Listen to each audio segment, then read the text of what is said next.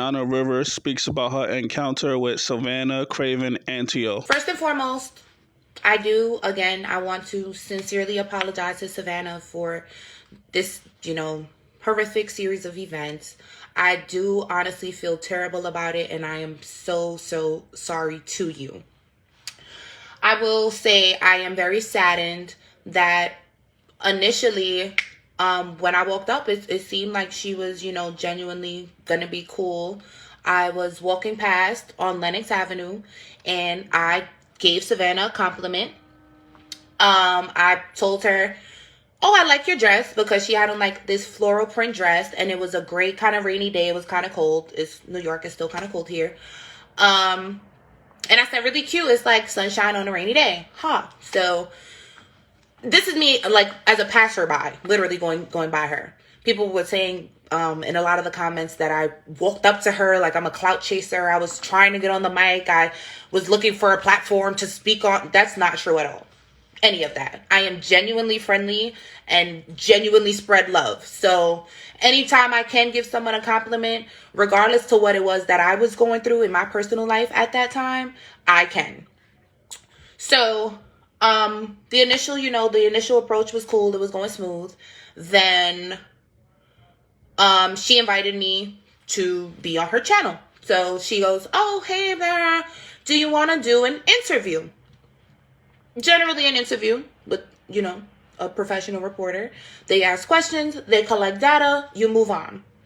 So this is what I'm thinking. As I first approached, her body language was, friendly, welcoming, very professional. As the interview went on, her demeanor kind of switched and her body language changed to condescending and confrontational.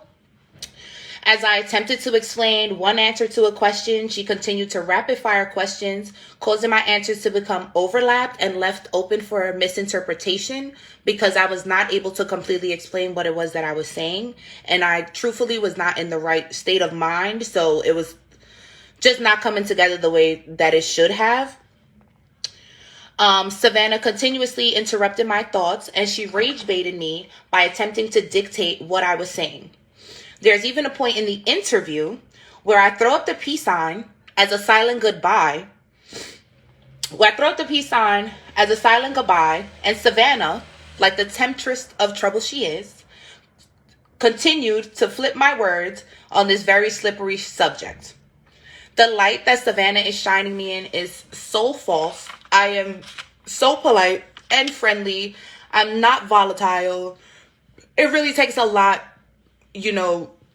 for anything like this to come out of me. I'm very upset that I allowed this woman to railroad me into becoming so angry. I would have declined speaking with her had she led with the interview's premise, or had I known that Savannah's entire rhetoric is to rage bait, infiltrate, and manipulate people that she invites on her platform to interview and then forces her ideologies down their throats.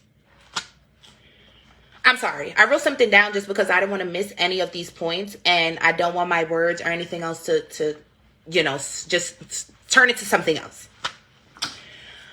So she professionally rage baited me. Then, this video, as of now, has altered my life drastically. The internet is literally making me a political martyr. When I simply believe that women should have the choice if they want to become a mother or not. When Savannah asked, "So you're saying kill foster kids?" When I said, "Yeah, why not?" It wasn't saying killing living, breathing children. That was never the message. The point was, if a woman knows that she's pregnant, it's early enough that she can terminate, and she feels she's unfit, or she'll be abusive, or she just cannot provide, I do feel that it is best for her to have the choice to terminate as opposed to having a child and putting them into the foster care system. There are over 400,000 children currently in foster care. 40% of those children have reported maltreatment, physical abuse, sexual abuse, mental abuse. Like these are the numbers and statistics behind what it was that I was saying. If you know you can't have a child, why not, make the choice that feels right in your heart, as opposed to giving them up to the system and you cannot guarantee their well-being at all. You don't know what kind of families these children are going into. A lot of them don't even end up with families. They just move from foster home to foster home, then age out. So that was my message, and that was the point.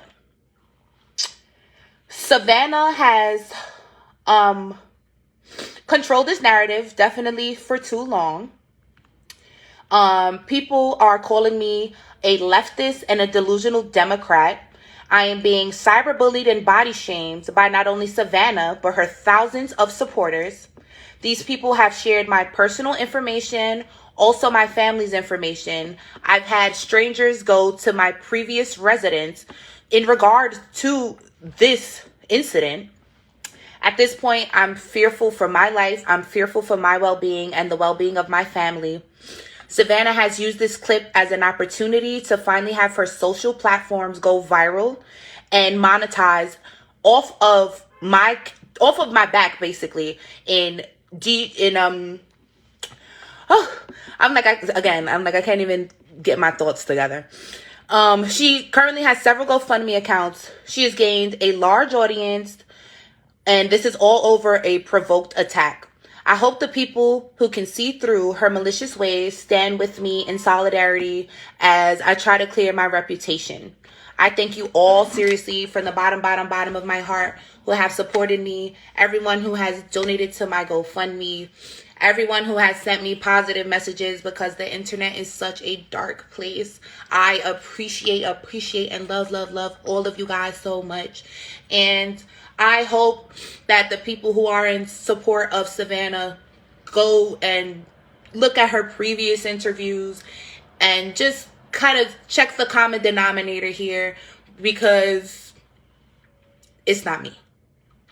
And super big Make shout sure outs to to my like, city. comment, and subscribe. I Thank you. love y'all, and I really cannot thank you guys enough for the support. Bye.